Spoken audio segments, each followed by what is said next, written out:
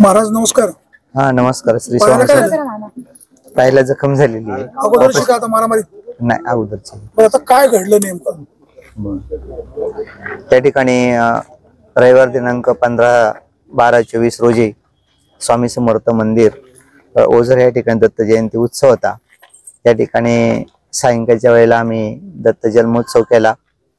त्यानंतर महाआरती केली। महाआरतीनंतर 8 ते 10 या वेळेमध्ये आमच्या स्वामी भक्तांचा महाप्रसाद झाला आणि स्वामी भक्त जेवण करून गेल्यानंतर मी माझ्या भक्त निवास रूम मध्ये आराम करायला गेलो। त्यावेळेला सायंकाळी 10:30च्या दरम्यान सुनील कवडे त्यांची पोलीस पाटील पत्नी, काय नाव तिचं नाव प्रीती सुनील कवडे आणि मुलगा यश सुनील कवडे आले। सुनील डायरेक्ट माझ्या रूम मध्ये आला आणि त्याने मला मारायला सुरुवात केली। त्याने माझ्या गालावर, पाठीवर, मांडीवर या ठिकाणी खूप मारहाण केली। त्यानंतर माझे सेवेकरी बचावासाठी तसं त्यांना पण त्यांनी सांगितलं की बा तुमचा काही संबंध नाही, त्यांना पिटवून लावलं आणि त्यानंतर माझ्या आईला त्या ठिकाणी धक्काबुक्की केली। त्या ठिकाणी जी पोलीस पाटील बाई आहे तिचं कर्तव्य आहे समाजाची सेवा करणं, परंतु ती सुद्धा आईचं वय विचारात न घेता तिने आईला त्या ठिकाणी धक्काबुक्की केली आणि खूप अशी शिवीगाळ केली। तर त्या ठिकाणी जे काही पद आहे समाजसेवेसाठी त्याला कुठेतरी तिनं त्या ठिकाणी काळिंबा फासणारा असं केलं। त्या ठिकाणी वयस्कर एक माता आपल्या समोर असताना तिथे त्या ठिकाणी एकदम शिवीगाळ करणं, धक्काबुक्की करणं हे न शोभणार होतं।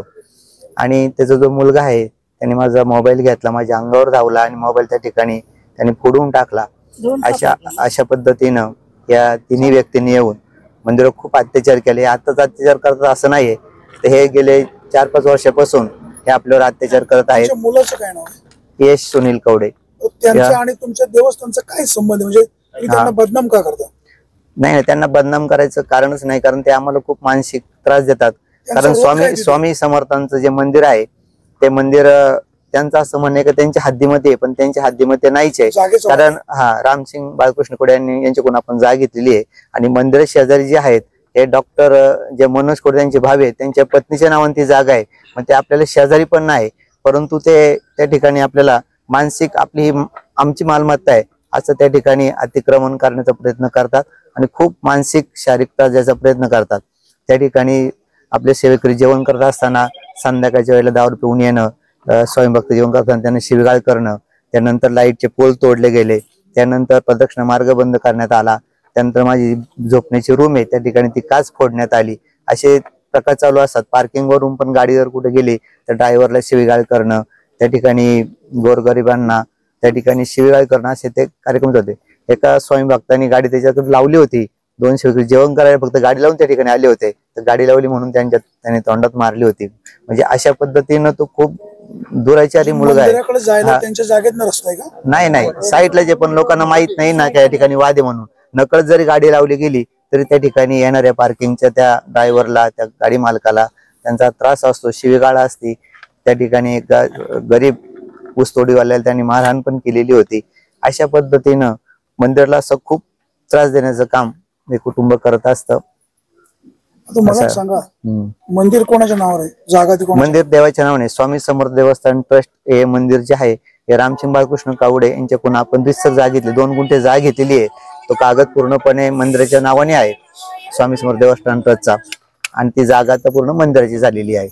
त्याच्या ठिकाणी कुठल्या आमची तक्रार ही आहे का त्याचं दहशत निर्माण करून जो आपल्या स्वामी भक्तांना स्वामी कार्याला जो त्रास देतो 4 ते 3-4 वर्ष त्यांनी आपली साऊंड सिस्टीम आरतीची बंद केलेली आहे आणि स्वामी भक्त जेवण करत असताना त्रास देणं, त्यानंतर संध्याकाळच्या वेळेला दारू पिऊन शिवे देणं, रात्री अपरात्री फोन करून त्या ठिकाणी टॉर्चिंग करणं हे काम असतात आणि अतिशय अगदी ग्लाच्य म्हणजे अतिशय म्हणजे घाण भाषेत त्या ठिकाणी शिवीगाळ करणं असं त्याचं ते कृत्य चालू असतं। आणि सकाळी किंवा संध्याकाळी येऊन मोठ्या हातात दांडू घेऊन येणं, त्या ठिकाणी रात्री अपरात्री 10:30 वाजता खाली बोलवणं, त्या ठिकाणी शिवीगाळ करणं, फोनवर शिवीगाळ करणं असं त्याचे कृत्य नेहमी चालू असतं।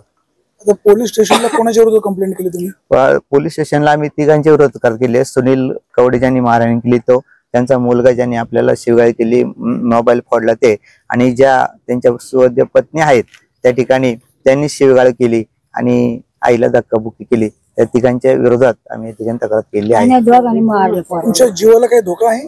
त्या तिघांपासून निश्चितच धोका आहे, कारण ते काही करू शकतात. ते एकदम म्हणजे दिसायला ते माणूस आहे, पण पशुसारखं त्यांचं वर्तन आहे. आता तुम्ही हे स्वतःहून सांगता का कोणी असं सांगायला सांगितलं? नाही नाही, अंतकरणातली भाषा आहे.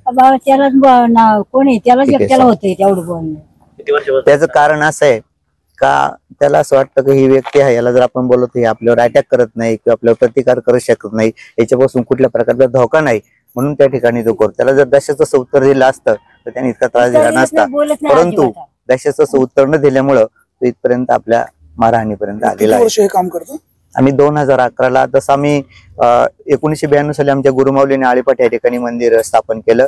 1994 साली गुरुमाऊलींची माझी भेट झाली आणि 94 सालापासून आता 2024 पर्यंत ह्या स्वामी कार्यामध्ये आहे. त्या ठिकाणी आपलं ओझरला एक स्वामी समर्थ मंदिर आहे, उदापूरला एक मंदिर आहे, कोट्या बुद्रुकला मंदिर आहे आणि नांदूर खंदरमा या ठिकाणी 7 जुलैला मंदिराची स्थापना झालेली आहे. त्या ठिकाणी स्थानिक ग्रामस्थ आणि स्वामी भक्तांना बरोबर घेऊन आपण हे स्वामी कार्य करीत असतो.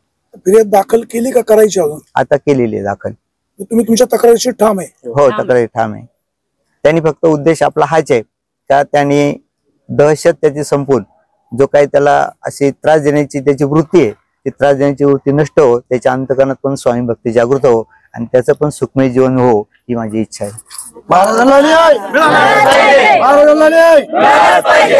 पोलीस पाटील पद न्याय मिळाला नाही तर उपोषणाला बसू असं म्हणतात ते सगळे. आणि आता त्यांना संरक्षण पाहिजे. संरक्षण पाहिजे कोणाला? आजीला संरक्षण पाहिजे आता.